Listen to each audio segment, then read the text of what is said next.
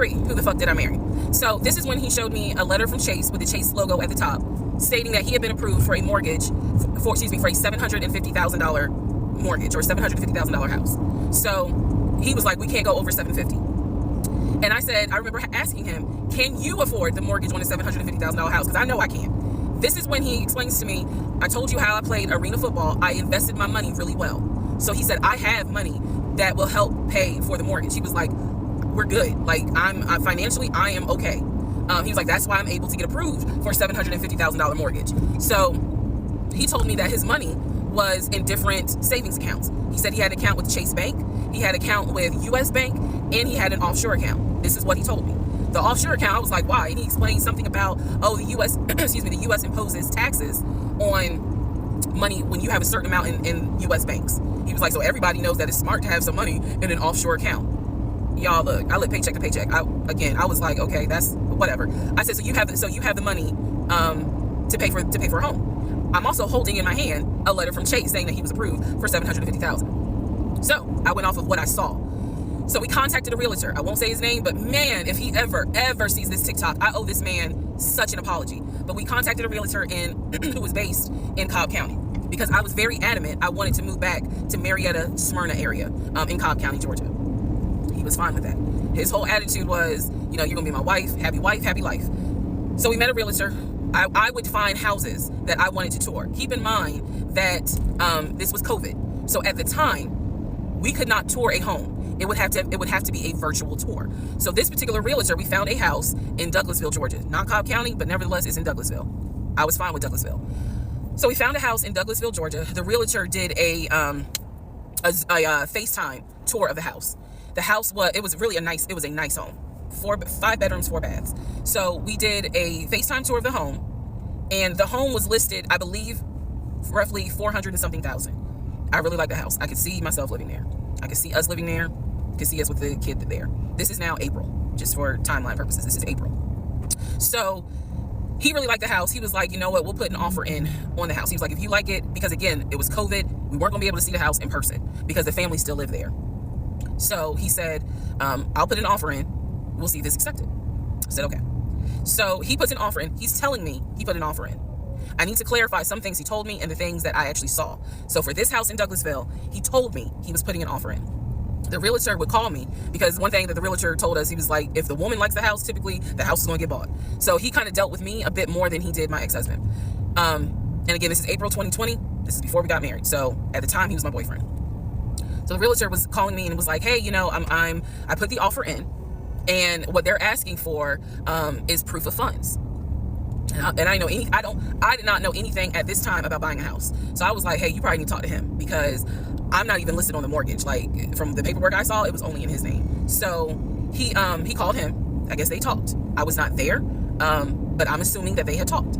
So the boyfriend is coming, my ex is coming home saying, yeah, I talked to so-and-so. I sent him over the paperwork. The offer was approved, and they are going to try to do a virtual closing. First, we got to do an inspection. If the inspection goes all well, then we have to do a virtual closing. He also told me that he put down earnest money on the home. He put down, I believe, $5,000. He said, I just transferred the money over to the realtor's account or whatever, so that it could be earnest money for the house. So I'm just like, okay, great. He was like, so realistically, this is April. We should be able to get in that house by June. Okay, no problem. So this is what he told me. About 3 or 4 days later, I get a phone call from the realtor. And the realtor is like, hey, I'm just checking to see what you guys want to do about that house. So I was confused. I'm at work. And I said, oh, I was told that he put an offer in. And the realtor was like, he did? I didn't know that he put an offer in. And I said, well, why wouldn't you know? Like, he told me he put the offer in, and he had paid earnest money, $5,000 earnest money. And so the realtor was like, well, let me call him and find out what's going on with that, because I didn't know anything about it. So red flag, of course. So I call him, and he, in true narcissistic nature, he flips the script, and he like goes off. He's like cussing, going off, like he shouldn't, excuse me, I have the hiccups. He shouldn't be calling you. If he has a question, he should call me, because I'm the one that's on a mortgage. He was like, and now it's going to be an issue. And I said, well, did you put the offer in with him or not? And he said, no, I did not put the offer in with him. I put the offer in with a friend of mine who is a realtor, so I can give him the business. So I did not hear from that realtor again. So I was just like, is the house under contract or is it not? He was like, yes, the house is under contract. This is how crazy things work out. About 3 days later on realtor.com, I'm looking at the house because I was trying to figure out in my mind how I'm gonna decorate. It shows the house is under contract. So show my boyfriend. My boyfriend's like, I told you it was under contract. He was like, I did you not believe me? And I ain't had the heart to say, hell no, I didn't believe you. Like, it seemed too good to be true. But once I saw the house was under contract, I absolutely believe that, okay, it's under contract with him. Like, yeah, we're about to do inspection. We are about to move. And so we had driven by the house because, again, keep in mind, the family's still living there. So we had driven by the house. At this point, he was like, I want us to start looking for furniture so that way we can go ahead and order it. So when it's time to move, the furniture is ready because, you know, it takes like 6 to 8 weeks sometimes for furniture to be delivered if they don't have it in stock. Like, he was very methodical in planning and saying, this is what we need to do. So we started going to Home Depot, Lowe's, because we had a printout of what the sellers were going to take. They were going to take the appliances. He had a printout. Let me be clear. He had a printout. So it said on there that they were going to take the appliances. So we needed to get a new stove, new refrigerator, new microwave, all that stuff. So we went to Home Depot and Lowe's and I went ham. I chose all these new appliances, and here's where we get into the shopping. All right, part 4. So we go to Home Depot, we go to Lowe's.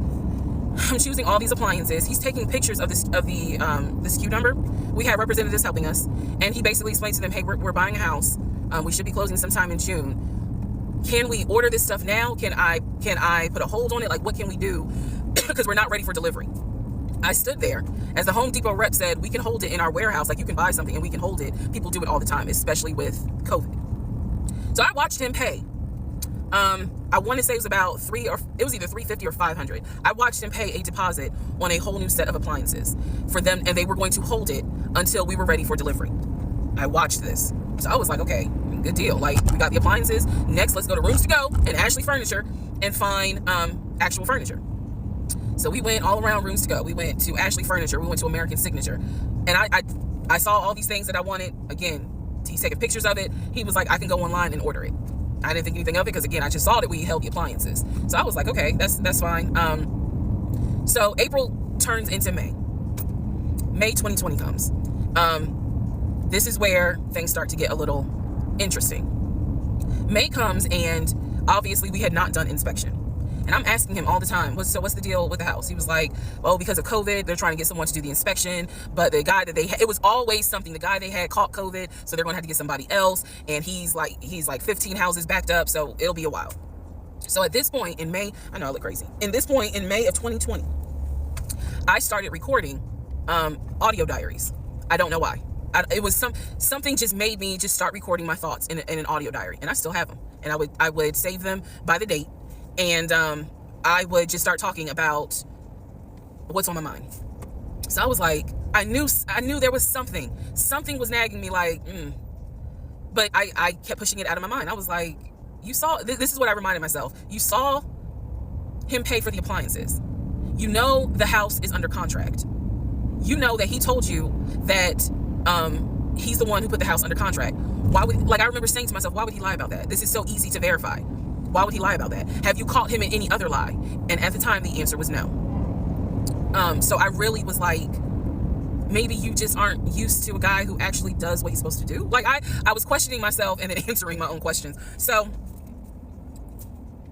inspection didn't happen. Around mid-May, I found out I was pregnant. May 2020.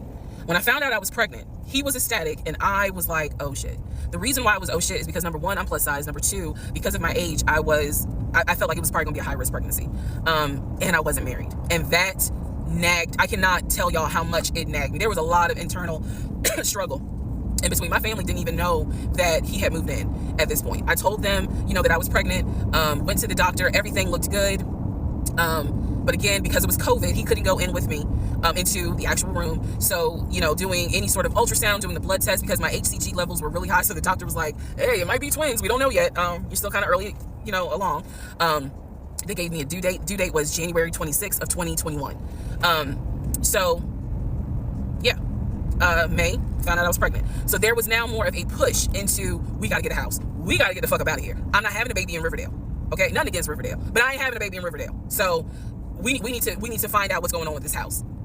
And so he was on top of it. He had an answer for everything. He was like, I'm gonna call and find out what's going on, blah, blah, blah.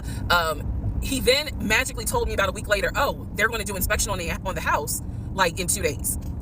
So I was just like, okay, keep in mind, I'm taking his word for it. I'm taking his word for all this. So he's like, they're going to do an inspection.